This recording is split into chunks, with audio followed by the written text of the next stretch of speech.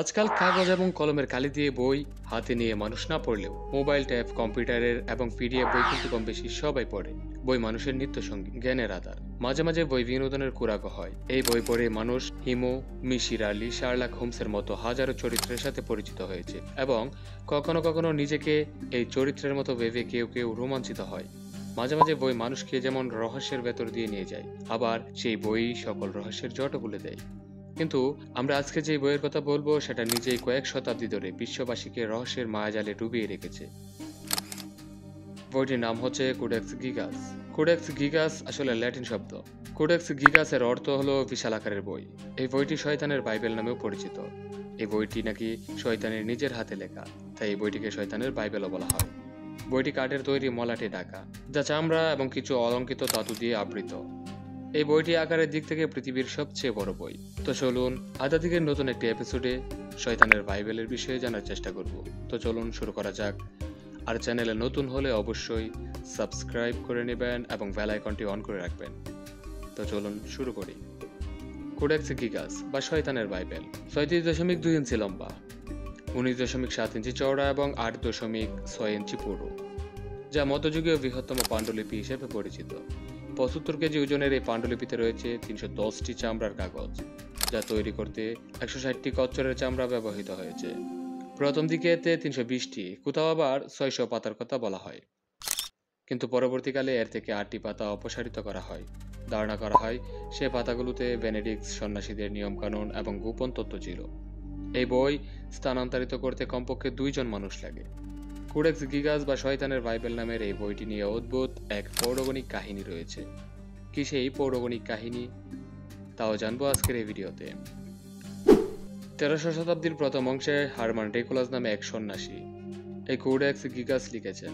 তিনি বুহেমিয়ার বেনেডিক্ট পুডলাইজারের আশ্রমে একজন সন্ন্যাসী ছিলেন। তিনি আশ্রমের অন্য সাধুদের সাথে পরশপিতার নাম জপ করে জীবন কাটাচ্ছিলেন, কিন্তু এক দুর্বল মুহূর্তে তিনি আশ্রমের নিয়ম ভঙ্গ করেন। সন্ন্যাসীদের নিয়ম ভঙ্গের পাপ হিসেবে তাকে কঠিন এক শাস্তি দেওয়া হয়।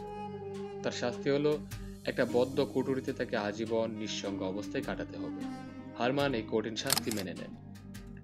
এক পর্যায়ে তিনি আশ্রম গুরুকে তার পাপের শাস্তি লাঘবের জন্য প্রস্তাব দেন। গুরু হারমানকে পাল্টা শর্ত জুড়ে দেন। এক রাতের মধ্যে তার অর্জিত জ্ঞান যা আছে তা দিয়ে মানুষের কল্যাণে তাকে একটা বই লিখতে হবে, যে বইয়ে সৃষ্টিকর্তা আর মঠের গুণগান থাকবে, থাকবে মানুষের বিভিন্ন উপকার কিভাবে হয় সেই ব্যাপারে বিস্তারিত তথ্য। হারমান শর্ত মেনে নেন। হারমানকে দেওয়া হয় প্রয়োজনীয় লেখার উপকরণ, কচ্ছরের চামড়া আর কালি।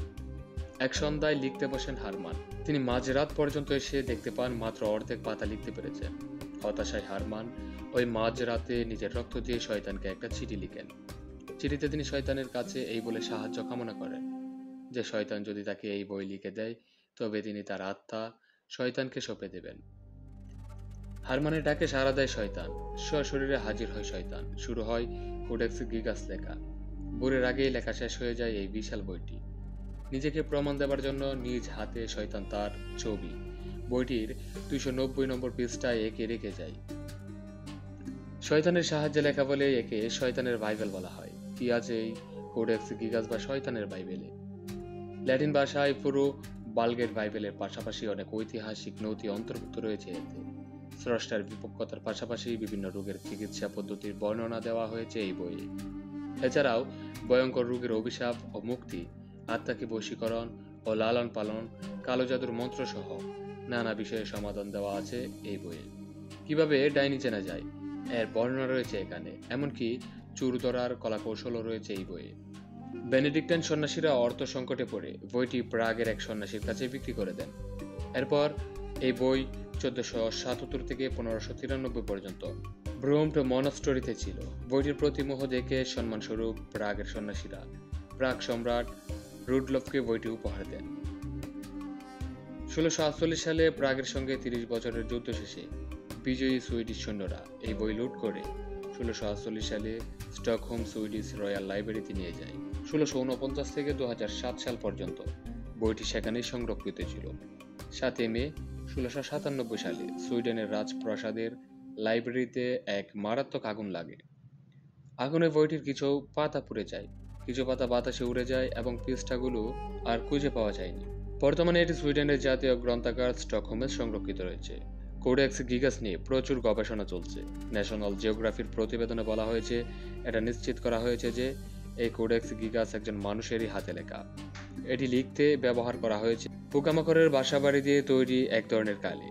তবে এর লেখার ব্যক্তিকাল নিয়ে মতভেদ আছে। কেউ কেউ বলেন এটা লিখতে 5 বছর লেগেছে, আবার অনেকের মতে এটা লিখতে 25 থেকে 30 বছর সময় লেগেছে। সে একজন হারম্যান নাকি শয়তান নিজে, সেটা আজও এক রহস্যময় ব্যাপার।